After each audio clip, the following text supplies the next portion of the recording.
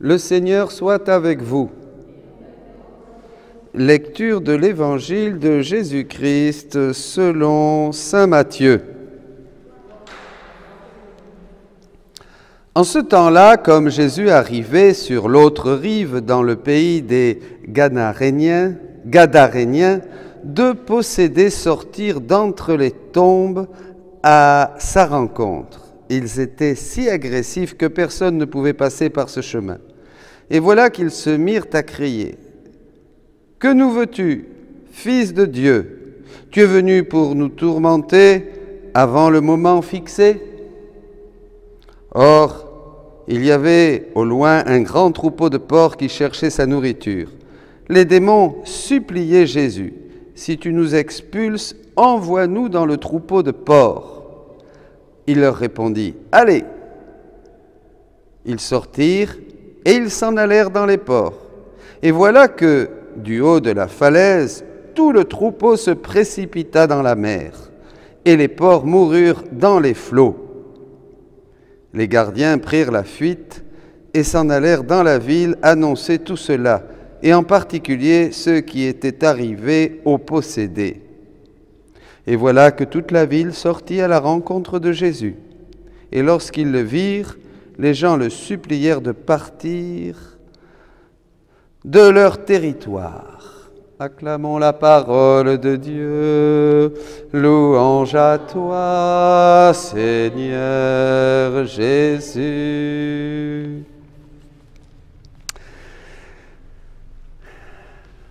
Une sacrée histoire. Vous aimez bien cette histoire des porcs? Non, pas trop, il y en a qui font la moue. Une sacrée histoire quand même, hein? Bon, ben oui, évidemment. Alors, commençons par le livre d'Amos. « Ainsi, le Seigneur Dieu de l'univers sera avec vous. Cherchez le bien et non le mal. » J'aime bien cette déclaration, le Seigneur de l'univers, c'est-à-dire déjà la seigneurie de Dieu sur tout l'univers, sur tout le créé. Ça nous fait tout de suite évidemment penser à cette puissance créatrice, conservatrice, qui nourrit tout ce qui existe, bien sûr, nous et tous les éléments, toute la matière, le cosmos à l'infini, comme le plus petit, le microcosmos, duquel nous sommes tous pétris. Dieu est partout, il agit. Et ce Seigneur de l'univers, il nous invite à faire le bien et à détester le mal. Voyez? Et alors à ce moment-là, il promet quelque chose de très beau. Il fera grâce, voyez? Peut-être alors le Seigneur, Dieu de l'univers, fera-t-il grâce à ceux qui restent d'Israël. Donc il y aura un petit reste, voyez, qui bénéficiera de cette décision, de cette grâce conséquente à cette décision de choisir quelque chose de bon, quelque chose de bien, quelque chose de beau, quelque chose de grand. Vous me suivez, bien sûr, c'est très important, un petit reste. Alors, évidemment, ils n'y arriveront jamais, ni le petit reste d'Israël, ni même nous allons accueillir le Christ dans la rédemption, avec tout notre cœur et nous allons suivre les saints qui nous ont précédés, nous allons nous efforcer dans cette sainteté des vertus, mais comme dit Jésus à Louisa, on monte et on se casse la figure, on se relève et on tombe, on se relève et on tombe. Vous connaissez les deux escaliers que Jésus montra un jour à Louisa, un escalier en bois avec des hommes trapus qui montaient, qui descendaient, qui tombaient, qui se relevaient, qui montaient, qui tombaient, qui se relevaient, etc. Et puis un escalier tout doré où tout le monde montait comme ça. Ils étaient tous beaux, mais ils étaient tous comme Jésus. Vous voyez? Eh oui. Donc, ils n'y arriveront jamais. Mais Jésus est le premier, évidemment, le premier qui va faire le bien, comme Dieu et comme homme. Et il va faire le bien au nom de tous. Voilà, enfin, quelqu'un qui va faire le bien pour nous, pas vrai? Qui va faire le bien vraiment d'une manière divine, qui va tous nous prendre en lui et refaire nos vies et glorifier le Père, parce qu'il était temps de faire le bien, voyez, il était temps de faire le bien, et les démons le savent bien, eux qui le montre comme le Fils de Dieu, qui le désigne le Fils de Dieu, parce que les démons, ils savent bien qui est Jésus. Voyez, ils savent bien à qui ils ont affaire. Eh bien, es-tu venu pour nous tourmenter avant le moment fixé ? Et oui, c'était le moment. Le Fils de l'homme est venu pour détruire les œuvres du diable, dira la première lettre de Saint Jean. C'est très important. Donc, il est vraiment celui qui est vainqueur du diable, et déjà en lui, nous sommes tous vainqueurs. Nous sommes tous vainqueurs, même si cette grâce va devoir nous pétrir. On n'est pas encore peut-être sur cet escalier magnifique qui monte au ciel, où tout le monde monte avec beaucoup de facilité. Il est temps de faire le bien. Il est temps de faire le bien, bien sûr. Eh bien, moi, je vous dirais, j'ai trouvé une petite image très jolie, justement, qui montre une peinture, cette libération du démon, du possédé, des deux possédés et des porcs qu'on voit qui se jettent là depuis une falaise. Alors, je vous dirais, il est temps maintenant. Le temps est venu. Le temps est venu d'infliger aux démons un grand tourment. Mais là, ce n'est plus le Christ seulement. C'est tous ceux qui appartiennent au Christ et en qui le Christ est vivant, c'est-à-dire qui vivent de la vie même du Christ, c'est-à-dire de la vie divine, de la vie de la divine volonté. Ceux qui maintenant n'essayent plus seulement, à force de vertu et de grâce et de prière et de jeûne, qui bien sûr font partie du chemin, et de tout, mais ceux qui, dans la divine volonté, laissent le Christ vivre sa vie en eux, dira le catéchisme. Là, c'est la puissance. Et tout devait conduire à ça. Tout devait conduire à ça. L'œuvre de Jésus dans la rédemption est de détruire les œuvres du diable pour nous rendre à nous possesseurs de ces mêmes grâces, de sa grâce, et de pouvoir glorifier le Père comme Jésus l'a fait, de pouvoir réparer au nom de tous les hommes, de pouvoir réparer tout ce que les hommes auraient dû faire et n'ont pas fait, et tout le mal qu'ils ont fait, de manière divine. Et entre autres, vraiment, d'infliger un grand tourment aux démons. Donc, vous voyez, ce petit reste, eh bien maintenant, il est offert à tous. Nous pouvons vraiment tourmenter le diable dans la divine volonté. D'ailleurs, Jésus, quand Louisa va vivre pendant 3 ans ce tourment qui est relaté dans le livre 1, elle ne va pas aller chercher un charismatique ou quelqu'un qui va lui imposer les mains et qui va libérer le démon. Jésus va dire non, non, non, non, non, avec ta volonté. Avec ta volonté. Et là, mes amis, et ça c'est très important, parce que dès que nous décidons de vivre dans la divine volonté, il y a une force, et d'ailleurs Louisa le dira à un de ses fils spirituels dans ses lettres, et Jésus le dit clairement, les passions et la puissance du démon qui agit sur les passions sont écrasées. Une force, comme un nouveau baptême. Comme une puissante onction, vous savez, quelquefois, mais on a des grâces charismatiques, vous connaissez dans le renouveau, on vit une onction très forte et pendant des semaines et des semaines, eh bien ça y est, on a arrêté la cigarette, on a arrêté les excès, on ne regarde plus la télé, on est dans la prière, c'est vrai, on a tous vécu ça, mais ça ne dure pas, puis un jour, pop, on retourne à la case départ, c'est l'escalier justement.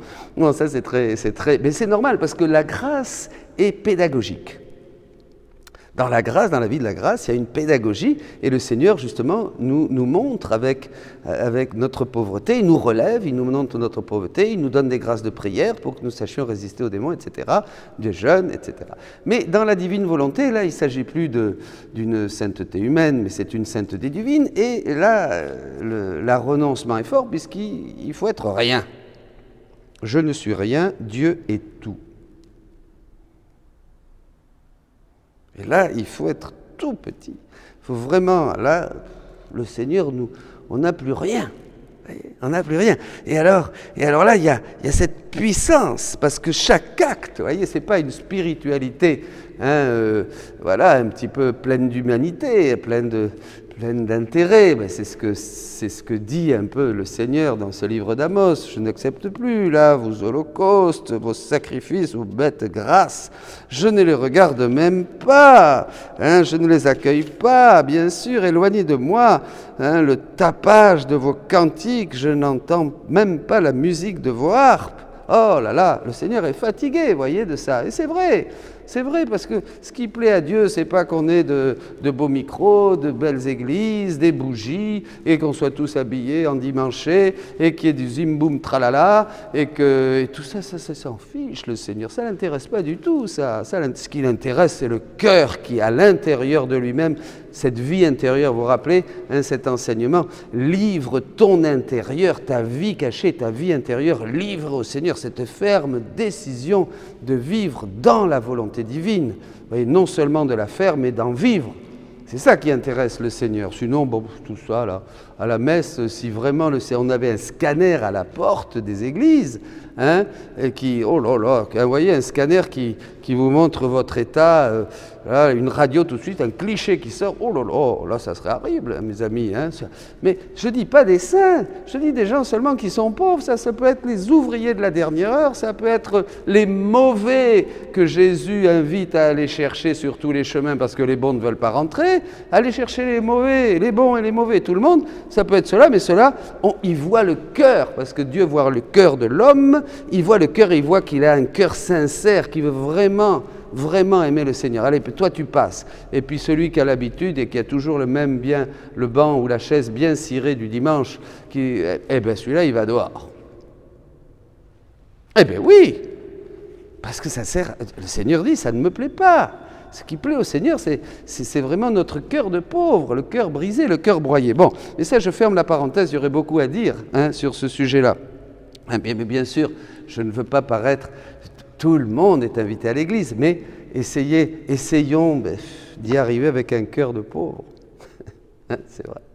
Dans la grâce, il vaut mieux. Hein, dans l'ordre de la grâce, il vaut mieux. Mais alors, revenons. Donc, on va tourmenter le démon parce qu'à chaque acte fait dans la divine volonté, les petits actes de tous les jours, vous infligez au démon une souffrance terrible puisque vous faites un acte divin. Donc, c'est comme un autre paradis. C'est comme une autre explosion d'univers de sainteté qui se déploie dans le ciel, qui se déploie dans le purgatoire, qui se déploie sur la terre et qui fait consumer encore, qui fait encore brûler avec plus de vivacité tous les démons en enfer. Vous comprenez ça? Chaque acte de la divine volonté est une création et quelque chose d'absolument extraordinaire, une déflagration atomique de sainteté. Donc le démon rugit. Donc, ce que le démon a en horreur plus que tout, c'est la divine volonté, bien sûr. C'est pour ça qu'il détestait la Vierge Marie, et qu'il la déteste toujours, parce qu'elle est immaculée et pleine de la divine volonté. Je déteste le Christ, bien sûr, surtout Jésus-Christ. Déteste l'Eucharistie, il déteste l'Eucharistie, c'est pour ça qu'il va essayer de faire tous les blasphèmes et les vilaines choses possibles avec le corps du Seigneur dans nos tabernacles. Attention. Donc, mes amis, missionnaires de la divine volonté, et tous ceux qui aujourd'hui encore, une dame, et je les bénis, Régine, Patrice, hein, touchés pendant ce confinement, foudroyés par la divine volonté, c'est merveilleux. Ils sont décidés, tant d'autres et tant d'autres et tant d'autres. Allez-y, n'ayez pas peur, tourmentons le démon parce que maintenant, il a vraiment beaucoup perdu de puissance. Quand nous vivons dans la divine volonté, quand nous lisons les écrits du livre du ciel, il y a une force qui nous visite, qui n'est comparable à aucune grâce que nous avons pu recevoir dans le passé. Et ce n'est pas nécessairement sensible. C'est là parce que nous étions habitués à sentir les choses pour croire que c'était vraiment costaud. Pas du tout. Dans la divine volonté, on ne sent pas grand-chose. Mais on est fort. Parce que ce n'est pas notre force, vous comprenez? On n'est pas fort de notre force. On est fort de la force même de Dieu, de la force de la divine volonté agissant, régnant en nous, puisque c'est ça, la divine volonté vient maintenant pour régner. Voyez, et c'est pour ça qu'il dans les petits, dans les pauvres, et c'est pour ça qu'il s'agira encore d'un petit reste. Et oui, le petit reste d'Isaïe, ça se répète, on le retrouve. On le retrouvait du temps des Anawin, bien sûr, des pauvres de Yahvé. On l'a retrouvé dans l'ordre de la rédemption, hein, avec les petites âmes et tous ces ça. Et on le retrouve évidemment dans la divine volonté. Il y a ample est le chemin qui conduit à la perdition. Et je ne parle pas seulement des vilains et des pécheurs. Étroit le chemin, resserrer le chemin, étroite est la porte qui conduit à la vie et peu le trouve. Donc vous voyez, mais ce peu est énorme, bien sûr, c'est pas peu, on ne va pas les compter sur les doigts de la main, hein, c'est un peu qui est énorme, et c'est un peu qui est sauveur, et c'est un petit reste qui devient sauveur parce qu'ils ont toutes les armes, ils ont tout le salaire, comme s'ils avaient travaillé, comme s'ils avaient peiné, ils reçoivent absolument tous les dons de Dieu, ils reçoivent le don, le prodige des prodiges, le don de la vie, même dans la divine volonté, pour reproduire des actes divins, pour vraiment refaire, offrir, continuer, prolonger et reproduire la vie de Jésus-Christ. Alors ces gens arrivent là, et je termine avec ça parce que c'est toujours, vous voyez, et voilà que toute la ville sort à la rencontre de Jésus. Évidemment, il y a tellement de tam-tam hein, que ils sont remués. Alors ils arrivent tous et puis ils voient Jésus, et quand ils voient le résultat du gars là qui est en pleine santé, eh bien ils supplièrent Jésus de partir, quoi. Pas mal ça. Ils lui demandèrent de s'en aller. Ça leur a fait peur. Comprenez? Ça leur a fait peur. Parce que quand il y a trop de puissance, ça fait peur. Quand c'est trop beau, ça fait peur. On va vous dire, vous n'êtes pas bien. Ça ne va pas, c'est trop simple. Et quand on parle de la divine volonté, ceux qui ne sont pas touchés, ça les interroge, mais ils ne comprennent rien, dit Jésus, parce que c'est comme si vous regardez, dit le Seigneur, le soleil en pleine figure, on ne comprend rien. Alors il dit qu'il ira en touchant l'intelligence pour qu'ils arrivent peu à peu à comprendre les vérités, tantôt une, tantôt l'autre. Mais au début, ils ne comprennent rien, ils sont même sceptiques, ils doutent, et ils vous disent, écoutez, allez porter cette doctrine. Enfin, mais pas chez moi, hein, pas dans mon groupe de prière. J'ai quelqu'un, encore une dame, là, qui m'écrivait, qui me dit, oui, bah alors j'ai voulu parler de la volonté, de la divine volonté dans mon groupe de prière, mais ça passe pas du tout au niveau de la bergère.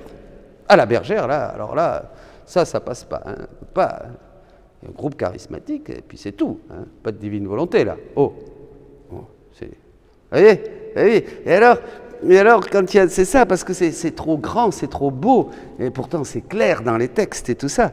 Et alors, on fait comme ça, on voit ça, et bien écoutez, et puis on dit à la divine volonté, non, écoutez, non, pas dans notre petit groupe de prière. Nous croyons à ça, on a des dons, on a le Saint-Esprit, on a les charismes, on fait des choses, on lit la parole de Dieu. Eh bien, allez ailleurs, Seigneur, allez ailleurs, éternel et tout-puissant, créateur de l'univers, rédempteur de l'humanité, divine volonté, passez votre chemin, nous restons à faire joujou avec les petits dons que nous avons reçus du Saint-Esprit. Eh bien, c'est ça, on fait joujou comme des enfants mignons, on fait joujou avec des petits dons, on a des dons du Saint-Esprit, ça nous amuse beaucoup, on a aussi de belles cérémonies, on a de belles choses, et tout à la gloire de Dieu, bien sûr, hein. On a de belles choses, de belles cérémonies, tout ça, mais en fait, le Seigneur, c'est pas ça qu'il veut. Pas ça. Accueillons la divine volonté, œuvrant, régnant en nous, donnons notre fiat, vidons-nous de nous-mêmes pour arriver à notre rien. Laissons-la œuvrer à travers nos yeux, nos paroles, nos mains, notre cœur, tout ce que nous sommes. Et nous allons être les apôtres des derniers temps et infliger dans ce monde de péché, de corruption, un grand tourment aux démons. Nous serons les enfants du fiat suprême, vous serez mes amis, les enfants du triomphe immaculé de la Vierge Marie, vous aurez la puissance de Dieu qui se déploiera dans votre petitesse, dans votre faiblesse, et vous donnerez un coup fatal à l'ennemi, à celui qui veut détruire l'homme. Vous serez comme Jésus-Christ, vous passerez ici votre vie dans la divine volonté en faisant le bien. Soyez bénis.